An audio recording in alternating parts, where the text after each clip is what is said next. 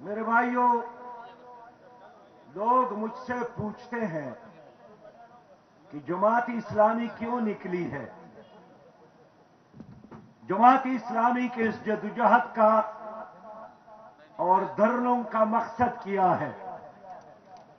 میں بتانا چاہتا ہوں کہ میرا مسئلہ زرداری صاحب کی طرح بلاول کو وزیر اعظم بنانے کا مسئلہ نہیں ہے۔ میرا مسئلہ نواز شریف صاحب کی طرح مریم صاحبہ کو وزیر اعظم بنانے کا مسئلہ نہیں ہے۔ میرا مسئلہ شہباز شریف صاحب کی طرح حمزہ کو کوئی اچھی جگہ دینے کا مسئلہ نہیں ہے۔ میرا بنیادی مسئلہ یہی ہے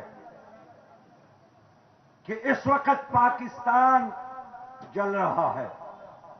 میری قوم مہنگائی کی آگ میں جل رہی ہے۔ میرے پاکستانی مرد اور عورت کے لیے، بزرگوں اور نوجوانوں کے لیے سانس لینا مشکل ہو گیا ہے۔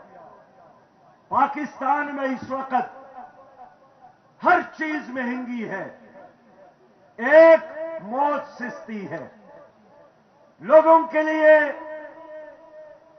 بچوں کو کھلانا مشکل ہو گیا ہے، بچوں کو پڑھانا مشکل ہو گیا ہے، بجلی کا بل ادا کرنا مشکل ہو گیا ہے، موٹر سائیکل میں 1 لیٹر پیٹرول ڈالنا مشکل ہو گیا ہے۔ تو اس لیے جماعت اسلامی نکلی ہے کہ جب غریب کا چولہا ٹھنڈا ہو جماعت اسلامی نکلتی ہے۔ جب غریب کو 2 وقت روٹی عزت کے ساتھ نہ ملے پھر جماعت اسلامی نکلتی ہے۔ جب غریب کا بچہ تعلیم سے محروم ہو جماعت اسلامی نکلتی ہے۔ جب غریب علاج کی سہولت سے محروم ہو جماعت اسلامی نکلتی ہے۔ جب مظلوم کو عدالتوں میں انصاف نہ ملتا ہو جماعت اسلامی نکلتی ہے۔ جس ملک میں خواتین کی عزت محفوظ نہ ہو اور بیٹیوں اور بہنوں کے دوپٹے محفوظ نہ ہو پھر جماعت اسلامی نکلتی ہے۔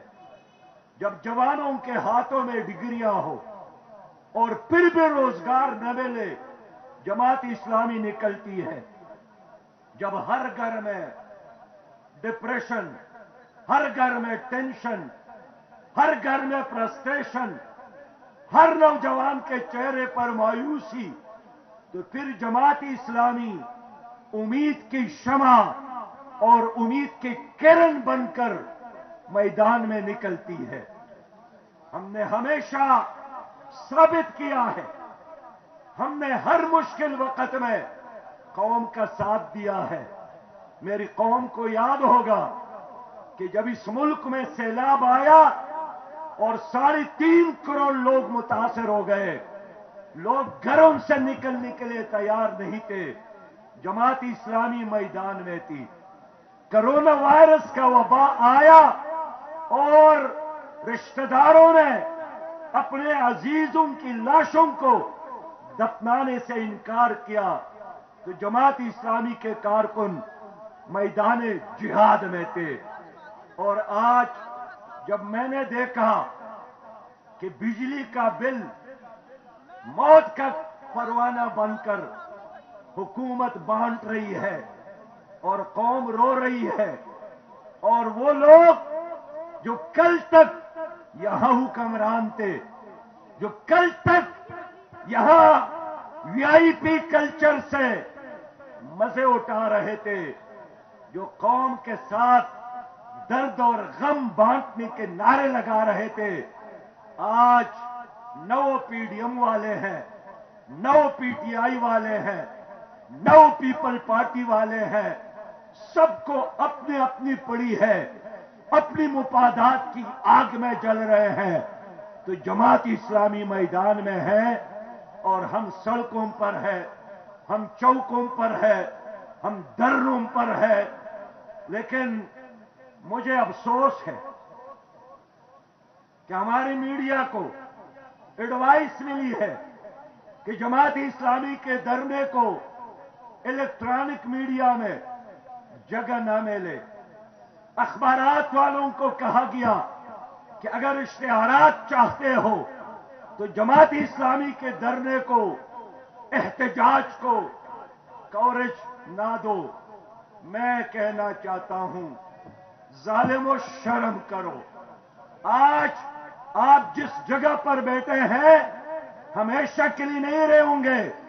کل اگر اسی طرح آپ نہ صحیح، آپ کے بچے روتے ہوئے میرے اس جلسے میں شریک ہوں گے۔ یہ جو محترم امیر جماعت نے میڈیا اور اخبار کے مالکان کے حوالے سے بات کہی ہے، اس پہ اپنا رد عمل دیجئے اور یہ ہاتھ بلند کر کے کہیے کہ شیم۔ ایک دفعہ پھر کہیے کہ شاید شرم آ جائے۔ شیم۔ تمہیں یہ انسانوں کا سمندر نظر نہیں آ رہا؟ اپنی آنکھوں کا علاج کرواؤ، اپنی آنکھوں کا علاج کرواؤ، پھر کہیے شیم۔ لوگوں، میں گلیوں اور کوچوں میں آپ کے درمیان ہوں، میں چوکوں اور چوراہوں میں آپ کے درمیان ہوں۔ میں کوئی وی آئی پی کلچر سے تعلق رکھنے والا آدمی نہیں ہوں۔ روزانہ سینکڑوں لوگوں سے میری ملاقاتیں ہوتی ہیں، ہمارے دروازے سب کے لیے کھلے ہوتے ہیں۔ اللہ پر ایمان رکھے، میری بات پر یقین رکھے کہ آج جتنا پاکستان مشکل سے دو چار ہے، میں نے اپنی زندگی میں عام آدمی اتنا پریشان نہیں دیکھا تھا۔ لوگوں، پینیڈال کی گولی، پینیڈول کی گولی جب پہلے دکاندار باقی دوائیوں کے ساتھ مفت دیتے تھے، آج اس کی قیمت بھی 35 روپیہ ہے۔ آج آپ کے شہر لاہور میں ایک روٹی کی قیمت 25 اور 30 روپیہ تک پہنچ گیا ہے۔ جسم اور جان کا رشتہ بحال رکھنا مشکل ہو گیا۔ پہلے ایک آدمی گھر میں نوکری کرتا تھا، مزدوری کرتا تھا اور خاندان چلتا تھا۔ اب تو ہمارے مائیں بہنیں اور بیٹیاں بھی کہتی ہیں کہیں مزدوری ہو تو ہم بھی کام کریں گے تاکہ اپنے بچوں کو کھلا سکے، اپنے خاندان کو چلا سکے۔ حکمرانوں، آپ لوگوں نے ہماری شیرخوار بچوں کے ہاتھوں سے دودھ کا بوتل چھین لیا ہے۔ آپ لوگوں کی وجہ سے 300 پاکستانی یونان کے سمندر میں ڈوب گئے، اس ملک سے نکلنا چاہتے تھے، موت کی قیمت پر نکلنا چاہتے ہیں۔ آپ لوگوں کی وجہ سے بین الاقوامی سروے ہے 8000 پاکستانی ہر سال خودکشی کرتے ہیں۔ آپ لوگوں کے اس گندے نظام کی وجہ سے میرے 90 لاکھ نوجوان نشے میں مبتلا ہو گئے ہیں۔ کون بچائے گا اس پاکستان کو؟ کون اس پاکستان کو آئندہ نسلوں کے لیے محفوظ رکھے گا؟ یہ وہ قیادت نہیں کر سکتی جن کے جیب میں امریکی کارڈ بھی ہو، امریکی گرین کارڈ بھی ہو، اور جن کے جیبوں میں لندن کا ویزا بھی ہو۔ میں آج اپنے ملک کے غیرت مند لوگوں سے بات کرنا چاہتا ہوں کہ ہم مسلمان ہیں، ہمارے ساتھ اللہ کا قرآن ہے، ہمارے ساتھ نبی مہربان صلی اللہ علیہ وسلم کی شریعت ہے۔ میرے رب نے نبی مہربان کے ذریعے ہمیں یہ پیغام پہنچایا ہے کہ یہ قرآن تمہارے لیے عزت کی علامت ہے، یہ قرآن تمہارے لیے دنیا میں رفعت کی علامت ہے۔ ان اللہ یرفع بہذا الکتاب اقواما، آج وہ قرآن ہمارے ساتھ موجود ہے جو کبھی مسلمانوں کے ساتھ تھا تو بحر و بر پر ان کی حکومت تھی، مشرق اور مغرب میں ان کی حکومت تھی۔ آج میں یاد دلانا چاہتا ہوں کہ کیا ہم وہ امت نہیں ہے جس کے خلیفہ نے بادل کو دیکھا اور مخاطب ہوا، یا صحابتو امطری حیث شئت فإن خراجک سوف یأتینی، اے بادل جہاں بھی چاہو برسو، تمہارے قطرے کے نتیجے میں جو پیداوار اور جو فصل ہوگا وہ ہمارے بیت المال اور خزانے میں جمع ہوگا۔ اور آج ہماری قومی نشان، ہمارا قومی نشان وہ چاند تارا نہیں ہے، قرآن کریم نہیں ہے، ہمارا قومی نشان آپ کی حکمرانوں نے کشکول بنایا ہے۔ اور جب آپ کی حکومت کوئی قرض حاصل کرنے میں کامیاب ہو جاتی ہے، وہ اس طرح خوش ہوتا ہے کہ جس طرح اس نے کشمیر فتح کیا ہو۔ میں کہنا چاہتا ہوں، میرے نبی نے تو ہمیں جو دعا سکھائی ہے، قرض سے پناہ مانگی ہے کہ یا اللہ میں قرض سے پناہ مانگتا ہوں، اور آج 70,000 ارب کا قرضہ، قرض کے ہتھکڑیاں تمہارے ہاتھوں میں ان حکمرانوں نے ڈالے ہیں۔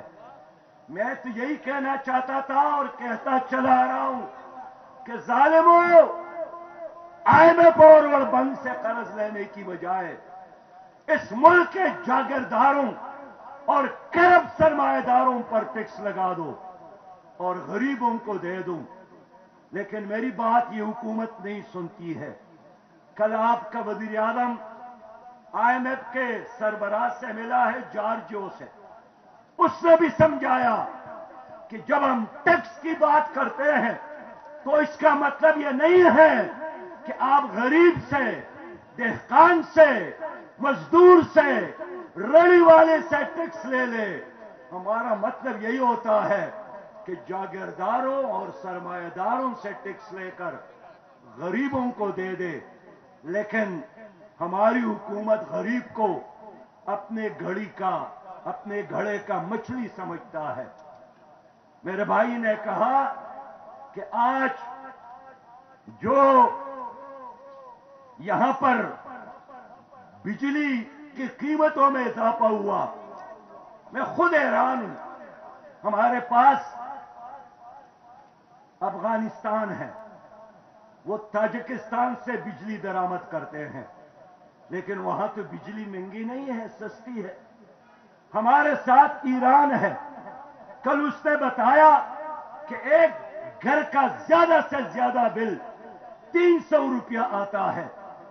آخر پاکستان کو کیا ہو گیا ہے کہ بجلی کی قیمتوں میں اتنا اضافہ؟ تو آج میں اپنے بھائیوں کو بتانا چاہتا ہوں کہ لوگوں، بجلی کی اصل قیمت وہ نہیں ہے جو ایک بل میں آپ سے یہ حکومت وصول کرتی ہے۔ اس میں غنڈہ ٹیکس ہے، اس میں جگہ ٹیکس ہے، اس میں بدماشی کا ٹیکس ہے، اس میں سرچارج ہے، اس میں جنرل سیلز ٹیکس ہے، اس میں الیکٹریسٹی ڈیوٹی ہے، اس میں ماہانہ فیول پرائس ہے، اس میں ماہانہ فیول پرائس ایڈجسٹمنٹ پر جنرل سیلز ٹیکس ہے، اس پر جنرل سیلز ٹیکس کے ساتھ الیکٹریسٹی ڈیوٹی ہے، پھر سماہی ٹرپ ایڈجسٹمنٹ ٹیکس ہے، پھر سماہی ٹرپ ایڈجسٹمنٹ پر جنرل سیلز ٹیکس ہے، پھر فائنانشل کراس چارجز ہے، پھر ود ہولڈنگ ٹیکس ہے، پھر انکم ٹیکس ہے، پھر میٹر کا کرایہ ہے، اور پھر ٹیلی ویژن فیس ہے جو 35 روپے یہ حکومت آپ سے وصول کرتی ہے۔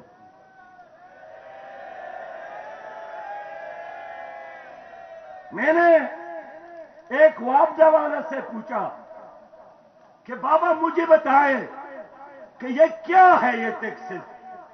اس نے بتایا سراج بھائی ہمیں بھی معلوم نہیں ہے، یہ موت کا پروانہ ہمیں دیا جاتا ہے اور ہم آپ کے گھر تک پہنچاتا ہے۔ میں یہی مطالبہ کرتا ہوں کہ میری بیانات پر، میری ٹی وی کوریج پر پابندی نہ لگاؤ۔ اگر آپ کے اندر غیرت ہے، اگر آپ ضمیر رکھتے ہو، تو اس بل میں جو 48% آپ نے ٹیکسز شامل کیے ہیں، ان ٹیکسز کا خاتمہ کرے۔ یہ غنڈہ ٹیکس ہے، یہ بدماشی کا ٹیکس ہے، یہ ہم نہیں مانتے۔ اور اگر آپ کہتے ہیں کہ ہم جو بل نہیں دے گا غریب کا میٹر کاٹیں گے، آپ غریب کا میٹر کاٹنے کے لیے آ جائے، ہم تمہارے ہاتھ توڑیں گے، ہم غریب کو اکیلا نہیں چھوڑیں گے۔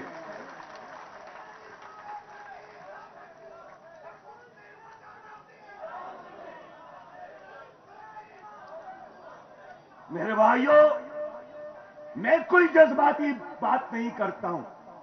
میں نے پاکستان کے اعلیٰ ترین ماہرین کو اکٹھا کیا۔ اس نے ہمیں بتایا کہ 30 لاکھ میگا واٹ بجلی بن سکتی ہے سولر سے، سورج کے شعاعوں سے۔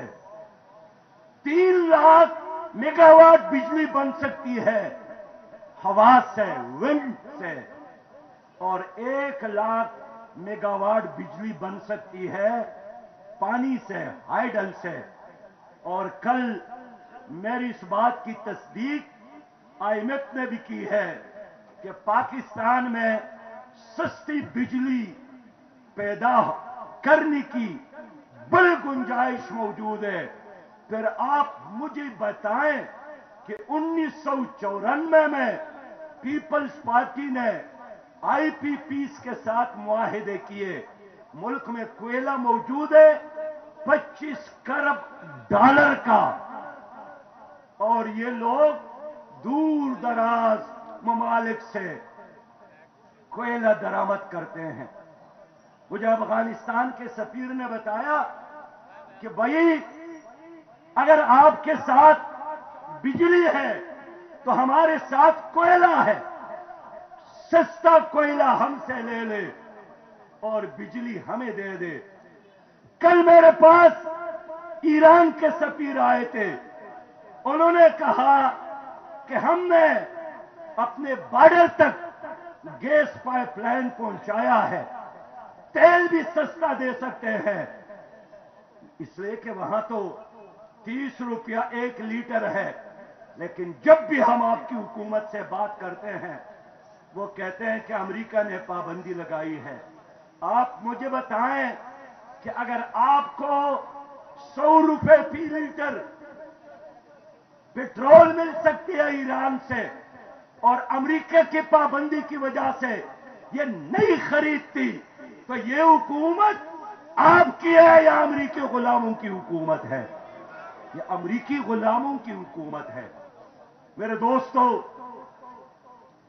یہاں چینی کا مسئلہ ہے، اور آپ جانتے ہیں، آپ پنجاب کے لوگ ہیں، آپ سے بہتر کون جانتا ہے کہ 1 من 300 روپے خریدتی ہے گنا کاشتکار سے، اور 1 من میں کتنا چینی بنتا ہے میرے العظیم؟ 5 کلو۔ کبھی آپ نے بنایا نہیں ہے، آپ پینے والے ہیں، خریدتے ہیں 5 کلو 1 من میں۔ تو اگر 300 روپے 1 من حکومت لیتی ہے اور 1 کلو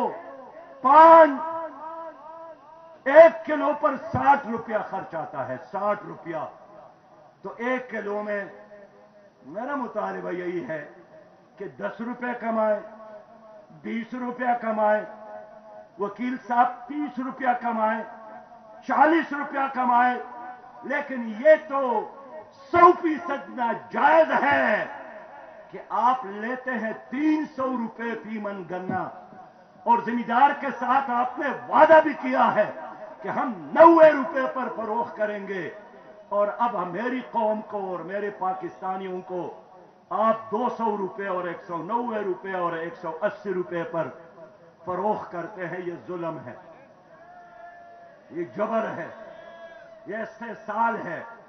लेकिन ये सब कुछ क्यों हो रहा है? इसलिए कि आईपीपीस के साथ मुआहदे किए गए, उसमें इन सियासी जमातों के लोग हैं, और शुगर माफिया भी पीपल पार्टी पीटीआई और मुस्लिम लीग वालों पर मुश्तमिल है। मैं इकोनॉमिक्स का तालिब इल्म हूं, मैंने यह पढ़ा था कि जब मार्केट में रसद जाया हो जाए, रसद सप्लाई ज्यादा हो जाए, तो चीजों की कीमत में कमी आती है। पाकिस्तान वाहिद मुल्क है कि जहां बिजली ज्यादा हो गई है तो कीमतों में इजाफा हुआ है। ये जो कैपेसिटी चार्जेस है, ये है क्या? आम पाकिस्तानी नहीं जानता है कि कैपेसिटी चार्जेस क्या बना है। मैं समझाना चाहता हूं कि अगर आप जहाज में बैठ जाए और जहाज में 100 सीट हो और 10 सवारियां हो, और पीआईए फैसला करे कि किराया तो इतना बनता है, लेकिन 10 के अलावा आप में 90 सीटों का किराया भी आप ही ने अदा करना है। ये जुल्म होगा या नहीं होगा?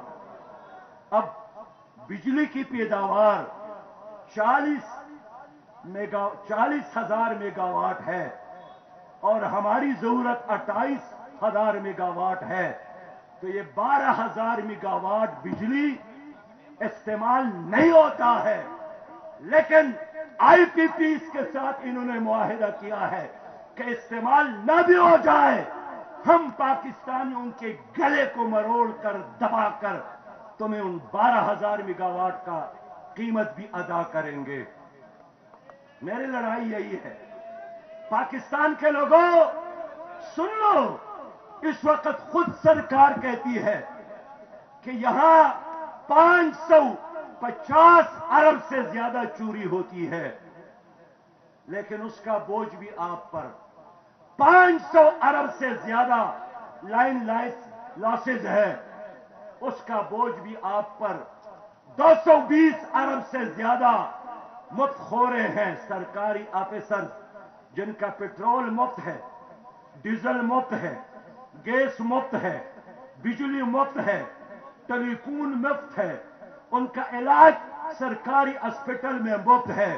तो एक पाकिस्तानी 5 चोरों का बिल अदा करता है, 5 चोरों का बोझ आप बर्दाश्त करता है।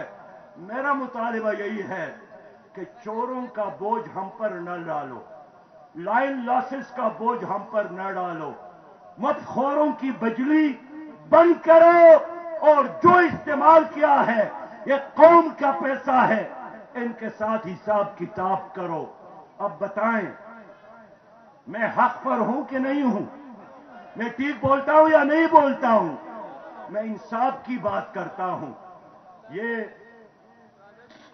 ये जो आईपीपीस के मुआहिदों के बारे में अमीर जमात ने बताया है, इसके ऊपर रद्द-ए-अमल दीजिए कि जिन जिन चोरों ने ये मुआहिदे किए उनको पैगाम दीजिए कि शर्म से आप कहो डूब मरो।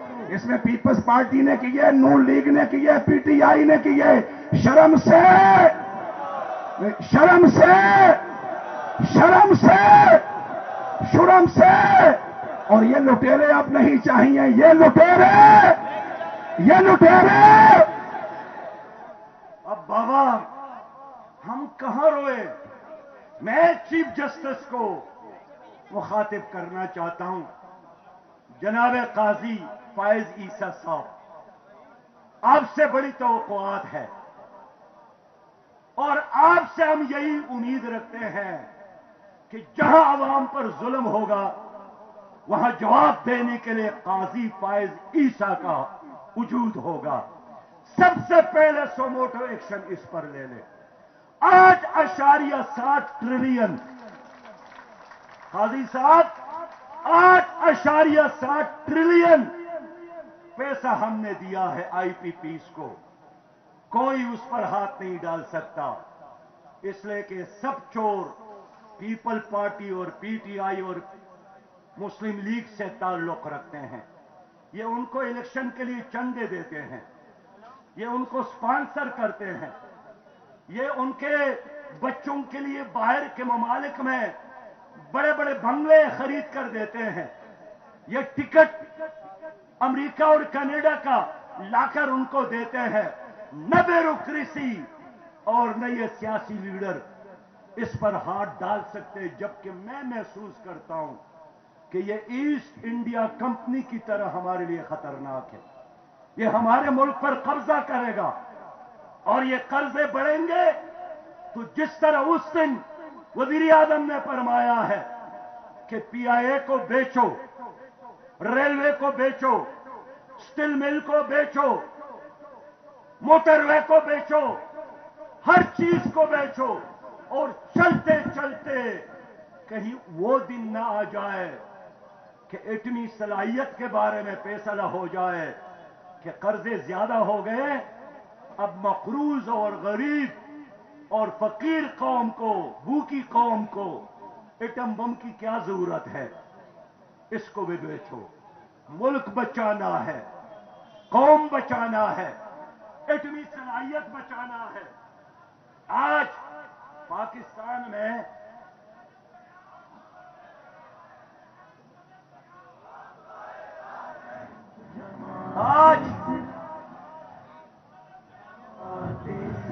मेरे भाइयों 332 रुपया फी लीटर है, 332 रुपया फी लीटर पेट्रोल। जब वज़ीर आज़म कहता है कि मेरे साथ इख्तियार नहीं है, तो ये इख्तियार कहां से आपको आया कि आपने 58 रुपया फी लीटर इजाफा किया, बिजली की कीमतों में इजाफा किया, डीजल की कीमतों में इजाफा किया।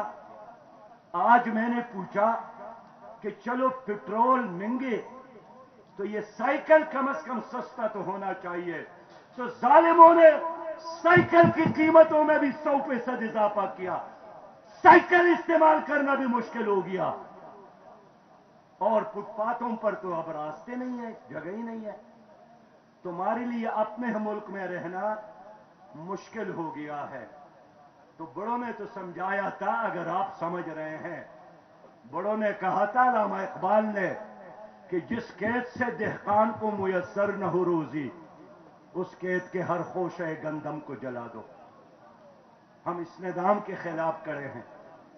मेरा मसला नेब नहीं है जिस तरह इन तीनों पार्टियों का है, मेरा मसला तोशाखाना नहीं है जिस तरह इन तीनों पार्टियों का है, मेरा मसला पंडोरा बकस और पानामा लीक्स नहीं है जिस तरह इन तीनों पार्टियों का है।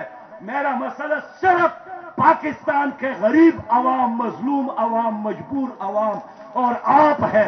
जमात इस्लामी कुरान का है सूरज होगा, शरीयत के मुताबिक काज होगा, इस्लामी रस्म रिवाज होगा, खुशहाली और गुजरांवाला के पहलवान नजर आ रहे हैं। मैं इन पहलवानों से पूछना चाहता हूं कि इन बुजदलों से लड़ने का वक्त आया है, इन लोगों के साथ हिसाब किताब का वक्त आया है, इन लोगों के हाथों में, गिरबानों में हाथ डालने का वक्त आया है। जिन्होंने आपके बच्चों को रुलाया, इनको रुलाना चाहिए या नहीं चाहिए? जिन्होंने आपको जलील करने की कोशिश की, इनको गली और कूचों में घसीटना चाहिए कि नहीं चाहिए?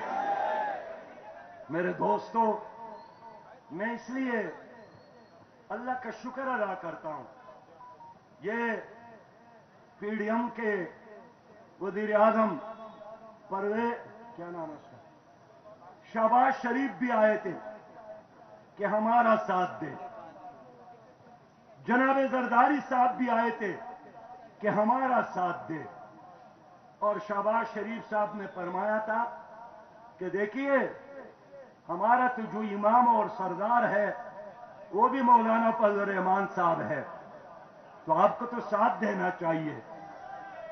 चूर न हो इंसाफ मिले दरवाजे पर, इंसाफ से कोई दूर न हो। साथ नहीं दिया, मैंने इसलिए साथ नहीं दिया कि मैं जानता था कि ये आएंगे एक ही काम करेंगे कि अपने नेब के केसेस खत्म करेंगे। मैं उस वक्त ये समझता था कि इनको कोई फिक्र नहीं है पाकिस्तान की, सिर्फ अपने केसेस के बारे में ये चाहते हैं कि अदम एतमाद हो जाए और उनको हुकूमत मिले। इस कौम की बदकिस्मती है कि नौजवानों ने पीटीआई का साथ दिया था, ओवरसीज पाकिस्तानियों ने उनका साथ दिया था, लेकिन याद है उन्होंने बहुत बड़े सूबे पंजाब पर बुज़दार को मुसल्लत किया था। इनकी पूरी सोच बुज़दार, इनका पूरा तब्दीली का नाम बुज़दार, उनके इनकलाब का नाम बुज़दार। मुल्तान गए, आईजीपी ने आगे बढ़कर सलाम किया, वो हाथ में लाना भूल गए। 6 महीने बाद उसने कहा कि जी मैं नया हूं, आहिस्ता आहिस्ता सीखूंगा। तो उन्हें 4 साल गुजर गए, उसने नहीं सीखा। इसने पंजाब के साथ बहुत बड़ा जुल्म किया, इतना बड़ा सूबा, और उसके बाद उनके हवाले किया जिनके बारे में उनका अपना ऐलान था कि यह पंजाब का बड़ा डाकू है। बुज़दार के बाद उस डाकू के हवाले किया इस पंजाब को। आपके साथ जमात इस्लामी, जमात इस्लामी। मैं इसलिए कहना चाहता हूं लोगों, ये एक ही तरह के लोग हैं, ये एक पेज पर है। पीपल पार्टी, मुस्लिम लीग और पीटीआई आईएमएफ की गुलामी एक पेज पर, वर्ल्ड बैंक की गुलामी एक पेज पर, ट्रांसजेंडर गंदा कानून एक पेज पर, एफएटीएफ की गुलामी एक पेज पर, गिलगित बल्तिस्तान के साथ बेवफाई एक पेज पर। ये वही लोग हैं। मैंने सेनेट में एक बार करारदाद पेश की कि जुमे की छुट्टी बहाल हो, इसलिए कि अल्लाह का एक अतिया है। मेरी उस करारदाद की मुखालिफत पीटीआई की तरफ से वफाकी मिनिस्टर ने की और अपोजिशन की तरफ से मुस्लिम लीग के सेनेटर ने की। मैंने उन दोनों से पूछा कि आप दोनों तो आपस में लड़ते हैं, तो मेरे मुकाबले में कैसे एक पेज पर है? उन्होंने कहा कि तुम्हारी इस्लामी एजेंडे के मुकाबले में हम एक पेज पर रहेंगे, आपको नहीं आने देंगे। लोगों, बुज़दिल लोग हैं और आप बहादुर हैं। आज 23 सितंबर है।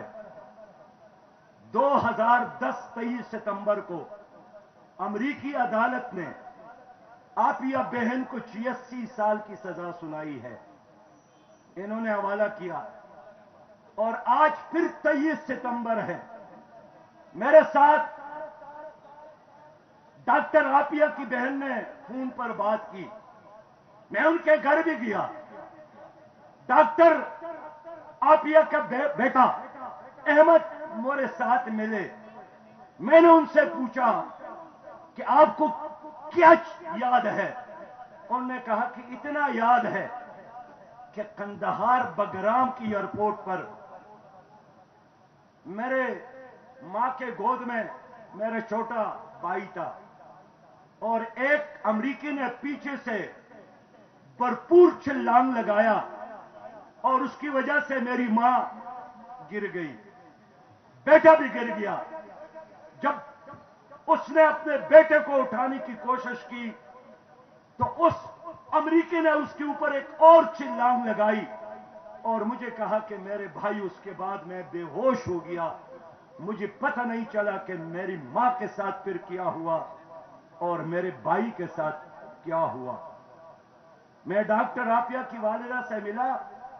उसने आपिया की जुबान में मुझे पैगाम सुनाया।